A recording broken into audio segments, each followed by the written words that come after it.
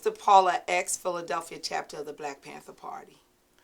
Nana Akuya Enum Oyemi Niamiche of the Baltimore chapter of the Black Panther Party. Barbara Easley Cox, San Francisco, Oakland, Philadelphia, and international section of the Black Panther Party. Ethel Paris, Philadelphia and California chapter. In the Philadelphia chapter, I was called Cold Steel. Gladys Anderson, Hearn, Philadelphia chapter of the Black Panther Party. And I came into the party as first a community worker. To be a community worker was to come into the party, and you filled out the application, and then they gave you some papers. You sold the papers. You had some different rules and regulations you had to learn verbatim. You had to learn the 10-point platforming program. And it took approximately about a 6-month period of time before you actually went into becoming an actual rank and file member of the Black Panther Party. I've never experienced separation of the sexes. We could not do female push-ups. We had to do the regular push-ups like men. There was no separation. When we had to run 2 miles, you had to run it. I experienced everything brothers did. I had to do. Same thing. We had no separation. We had to get up at 3 o'clock in the morning That's right. and do physical education. That's right. Right. You know. In fatigue. In fatigue. Our ranks rose in numbers. Our heroes rose in names. Malcolm, Martin, Eldridge, Huey, Eldridge Cleaver. We made history quiver. The Black Panther Party was part of history. We are not the only history. We are a continuation of struggle since the first slave put his foot in America. That's right. We questioned. We let all know what was our goal through leaflets, stickers, television, buttons, radio. I reflect back on the rallies, the wonderful demonstrations and rallies that we've had during the legacy of the party, the living legacy of the Black Panther Party, particularly one of the largest being that of the Free Huey movement. And we stayed focused on that movement until we actually freed Huey P. Newton. And how our struggle continues, and often we say allude to continuity, the struggle continues. Also, I just like to talk about the fact that the Black Panther Party aligned themselves with a lot of organizations. We were supportive to the Palestinian Liberation Organization. We were supportive to the farm workers. We also supported the People's Park, all different demonstrations that was going on in the colleges. We were there. We also had alliances with other organizations such as the Red Guard, which was the Asian organization. The Brown Berets was the Puerto Rican, Latin organizations. There were White Panthers, the white people. I mean, it was about people of color. Not Panthers. Not white, the Gray Panthers. the Gray Panthers. Well, they called themselves. There was a few of them. And they called themselves that because white people wanted to kind of also be part of the struggle. They had their other organizations, what was it called, the Weathermen or whatever. But it was about oppressed people against the system. You know, it wasn't just about Black African Americans. It was about all people against this system, because that's what this system uses to oppress us, is that division. You know, but Black people were the vanguard. We were the vanguard in this exactly. country. The Black Panther Party always said Black people for Black people, white people for white people, red people for red people. And brown so the people Black for Panther brown Party was an organization that served the people in general, but it was a Black people's organization. We made alliances with third world countries. We made Easter eggs and Christmas trees vanish back into the minds that made them. We were bad. We were bad. We were bad. To Gladys and Monte Hearn, because the thing that was very important to me, Gladys, was your marriage. And it's mentioned in Mumir's book, We Want Freedom. He shows a picture of their marriage. Right. And for me, coming from the West Coast. You're saying the marriage because it occurred in the Black Panther Party? Yes, because It was the first time I saw a moral commitment. See, and we can sit here and talk about morals and this happened to that one. I don't know nothing about it. But I recognized that getting married was not about being the same as the system. For me, you set tradition of your own, and I thought your wedding and the things that happened at your wedding was very positive because you committed love to the people, struggle for the people. Revolutionary wedding. Exactly. Yes. Thank you. Yes. And that was very important. Since then, how many people can we talk about that actually are still together? One thing I always appreciate about the principles of the party in relationship to vows and the bond between a Panther man and a Panther woman based on marriage is that the rest of the comrades had to respect that marriage, had to respect that bond. And that was important. So, yes, our marriages were non-traditional in a sense because we refuted many of the vows and traditional ways of America.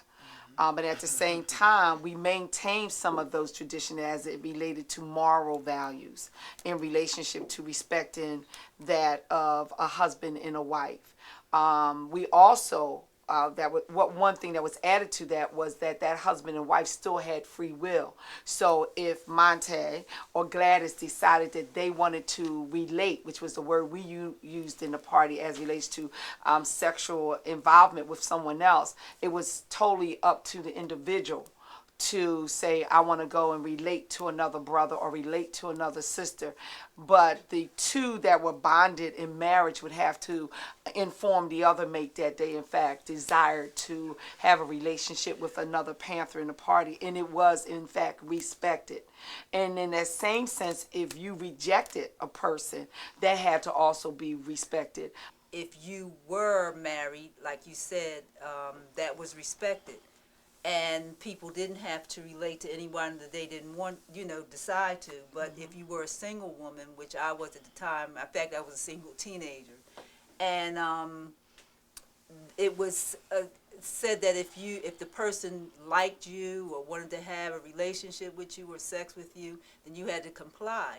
And I basically did it because I did comply with someone that wanted to have sex with me because I didn't want to get put out of the Black Panther Party because the Black Panther Party to me was my life. And to think that our efforts have come to a close is a horrible nightmare that seems to explode. Brick by brick, wall by wall, we're going to free Eddie Conway. We're going to free them all. We have political prisoners that are still down. We have Russell Schultz. We have Santiago Colai. We still have the Angola 3, which is Angola 2 because King is out, but the Angolan brothers are still there. We have Chip Romaine Fitzgerald.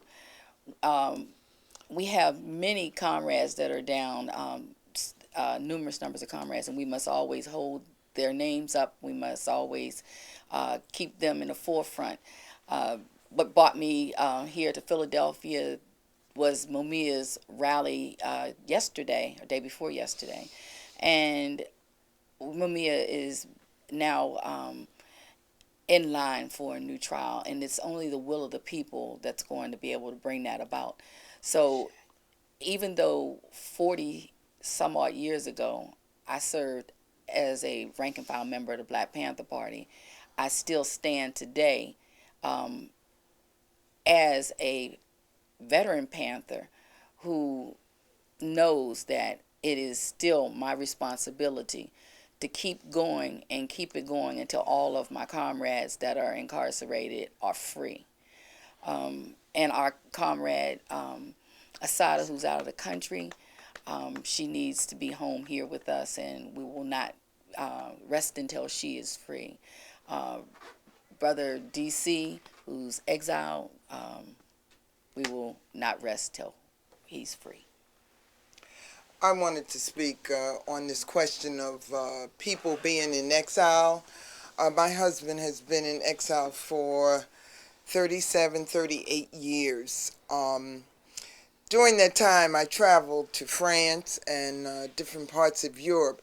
And what has happened, I've run across more and more African brothers, African Americans, women and men who are in exile. Some of them were hijackers, but they struggled the same way the Black Panther Party struggled, was to help the people.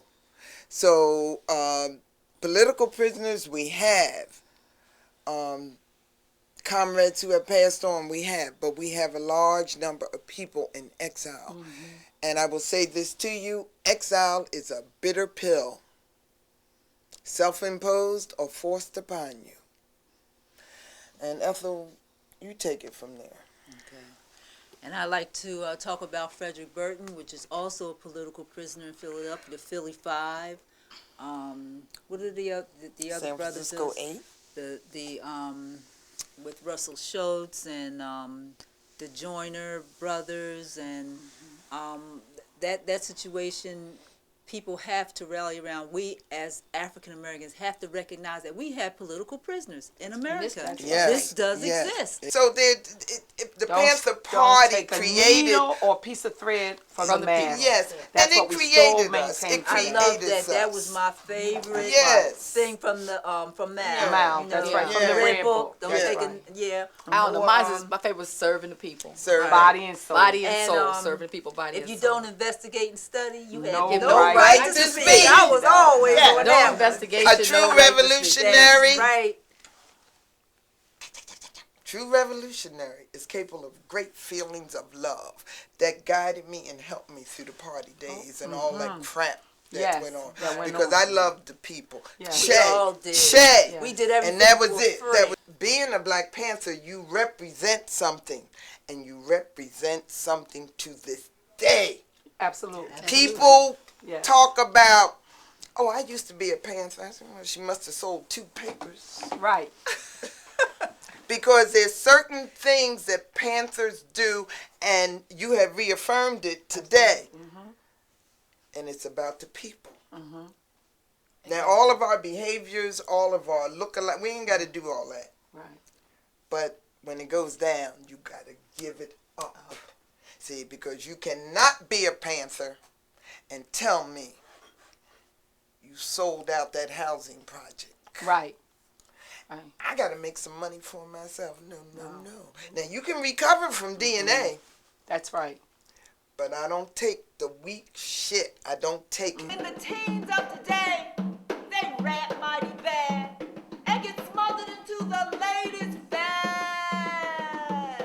We are walking around as living history. That's And we are part of the rank and file, those women that you don't hear anything about, don't know about. But now we have a chance in many different medias out here now that are telling our story. right. You know, in the last, 10 years, 10 the years, party yes, has resurfaced for seeking out information. And I think we're grateful for the rap industry, what Right. we could say, Brother Tupac. Also, the writers of books, whether Right. we agree or not with Right. their thoughts. The lies. And our political prisoners Yes, who absolutely. do send, people might go to interview them and say, well, go see Sister and Singer here. And Gladys is in Mumir's book. I'm in Mumir's book. So Right. that brings people to you. And now we have a chance to express ourselves. But I don't care what anybody says. The most important thing, our children Yes. and the young people that are That's coming important. behind us. Yes. Because I'm willing to step out the way. Force the board. Take it up the mantle. Like this young lady we have here today who has volunteered to work in our bookstore, Kiana. Hi, Kiana. Will they ever